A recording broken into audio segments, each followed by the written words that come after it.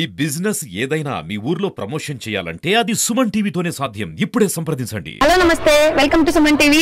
నేను మీ సుకన్య. ముందుగా సుమన్ టీవీ ప్రేక్షకులందరికీ ఉగాది శుభాకాంక్షలు. ఈ రోజు మనం ప్రకాశం జిల్లా కొండేపి మండలం జాలపాలెం గ్రామంలో ఉన్న శ్రీ కొత్తపల్లి వీరబ్రహ్మేంద్ర స్వామి టెంపుల్ అయితే వచ్చేసాం. ఇక్కడైతే మరి అనాది కాలంగా ఉగాది రోజున ఈ గుడి ఉత్సవాలు జరుపుకుంటూ ఉంటారు. మరి దీని విశిష్టత గురించి అంతా కూడా అడిగి తెలుసుకుందాం. Come on come on come on come on.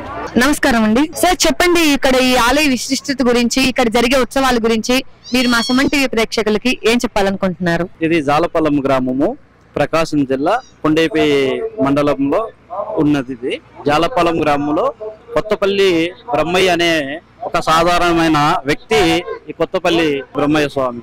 స్వామివారి తండ్రి పేరు భద్రయ్య ఆచార్యులు, ధరణప్రత్ని బురేమాంబ గారు. ఆ పుణ్య దంపతులకు కొత్తపల్లి బ్రహ్మయ్య గారు జన్మించడం జరిగిందనమాట. స్వామివారు చిన్నతనంలోనే కొన్ని భక్తి మార్గంలో నడుస్తూ వడ్రంగి పని చేస్తూ ఈ యొక్క జాలపాలెం గ్రామంలో నివసిస్తూ ఉండేవాడు అనమాట. కొన్ని సంవత్సరాలు గడిచిన పిమ్మట స్వామివారు దేశ సంచారం చేయాలని చెప్పేసి నిర్ణయించుకోవడం జరిగిందనమాట.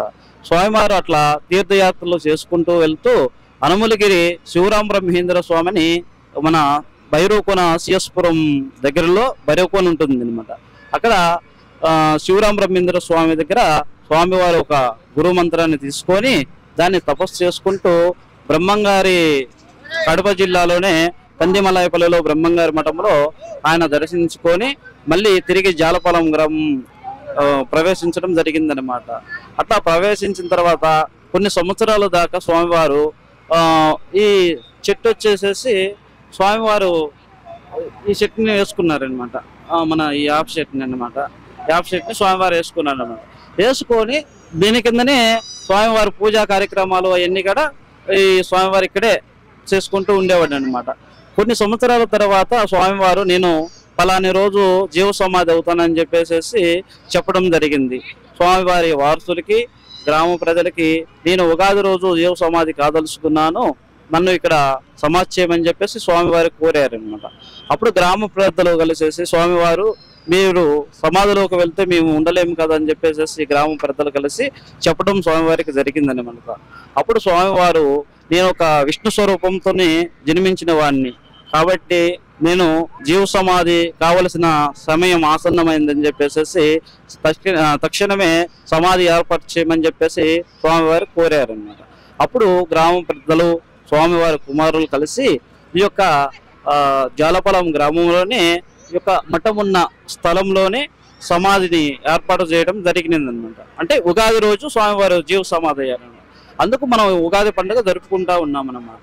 ఇట్లా కొన్ని సంవత్సరాలు జరిగిన తర్వాత ఈ యొక్క ప్రభులు ఈ యొక్క సంస్కృతి కార్యక్రమాలు ఇవన్నీ ఏర్పాటు చేయటం వల్ల ఏమంటే ఆరాధనగా ప్లస్ తిరునాలుగా మారడం జరిగిందనమాట. స్వామివారు సమాధైన మరుక్షణము ఆ యొక్క హోమగుండాన్ని పక్కనే చేయడం జరిగింది గ్రామ పెద్దలు స్వామివారి కుమారుడు అనమాట. ఆ రోజు యొక్క ఒక విఘ్నము అక్కడ పెట్టడం జరిగింది సమాధి పక్కన అనమాట. అప్పటి నుంచి అనాదిగా కొంచెం కొంచెం కొంచెం కొంచెం వేసుకుంటూ వస్తూ ఉన్నారనమాట. అట్లా ఒక కోరిక ఈ ఉగాది రోజు ఒక కోరిక కోరుకుంటారనమాట. ఆ కోరిక నెరవేరిందంటే అంటే సంతానం లేని వాళ్ళకి కానీ, కళ్యాణం జరగని వాళ్ళకి కానీ, లేదా విద్య సరిగా రాని వాళ్ళకి కానీ, ఉద్యోగం లేని వారికి కానీ, వ్యవసాయం కానీ ఇట్లాంటి పండటం కుదరకపోవడం కానీ ఇట్లాంటి యొక్క జరగకపోవడం వల్ల స్వామివారి దగ్గరికి వచ్చి ఒక ఉగాది రోజు మొక్కుంటారనమాట. ఈ ఉద్యోగం కానీ వస్తే మీకు 1 కేజీ అనో లేకపోతే 1 కింటానో ఇట్లా మీకు హోమగుండంలో మేము ఈ కొబ్బరి అనేది వేస్తామని మొక్కోవడం జరిగింది అనమాట. మళ్ళీ ఉగాది వచ్చేసరికి వాళ్ళ కోరికను నెరవేరడం వల్ల మళ్ళీ ఉగాది రోజు వచ్చేసరికి ఈ కొబ్బరిని ఆ హోమంలో వేయటం ఆనవాయితీగా జరుగుతూ ఉన్నింది అనమాట. ఈ హోమగుండం అనేది ఈ ఉగాది రోజున మాత్రమే జరుపుతూ ఉంటారా, లేకపోతే దీనికి ఏమైనా ప్రత్యేక దినాలు ఉండి అంటే సోమవారం మంగళవారం ఇలా ఉంటాయి కదా, ఈ ప్రత్యేక దినాలలో కూడా ఈ హోమగుండం అనేది ఉంటుందా?